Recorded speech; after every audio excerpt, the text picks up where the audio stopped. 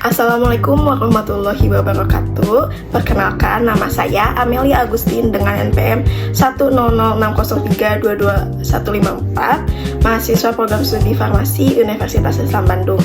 Siapa nih di sini teman-teman yang lagi batuk atau pernah batuk tapi bingung harus minum obat apa? Batuk kelihatannya sepele ya teman-teman, tapi kalau salah pilih obat, yang ada malah batuknya nggak sembuh-sembuh loh teman-teman. Hal pertama, kita harus terlebih dahulu tahu jenis batuk apa yang sedang kita alami, karena batuk itu ada dua jenis, yaitu yang pertama ada batuk kering yang dimana tanpa ada dahak, kemudian terasa gatal di tenggorokan, biasanya dapat disebabkan karena alergi ataupun iritasi. Kemudian yang kedua ada batuk berdahak yang dimana terdapat dahak ataupun lendir yang mengganjal yang dapat disebabkan karena infeksi saluran napas ataupun produksi dahak yang berlebih. Jika teman-teman mengalami batuk kering, maka dapat menggunakan obat yang mengandung dextromethorphan.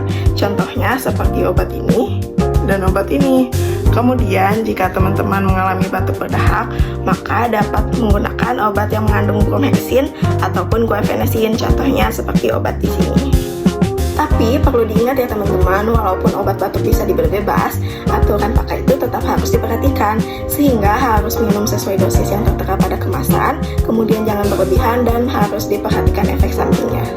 Untuk mempercepat pemulihan, ada beberapa hal yang dapat teman-teman lakukan, yaitu yang pertama, minum air yang cukup, khususnya minum air yang hangat-hangat. Kemudian yang kedua, yaitu istirahat yang cukup, dan yang ketiga, yaitu hindari asap rokok dan asap debu. Jika batuk teman-teman sudah lebih dari 3 hari, kemudian disertai dengan demam yang tinggi, kemudian sesak napas, nyeri dada, kemudian batuknya itu berdarah, maka teman-teman harus segera konsultasikan kepada dokter.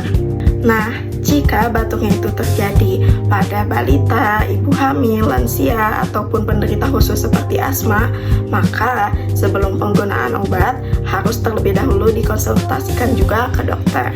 Jadi kita harus kenali dulu jenis batuknya, kemudian pemilihan obat yang sesuai dengan batuk, kemudian mematuhi aturan pakai, dan tahu kapan kita harus ke dokter. Sehingga batuk itu dapat diobati sendiri ya teman-teman, asalkan tepat, bijak, dan sesuai cara pengobatannya. Semoga membantu. Wassalamualaikum warahmatullahi wabarakatuh. Terima kasih.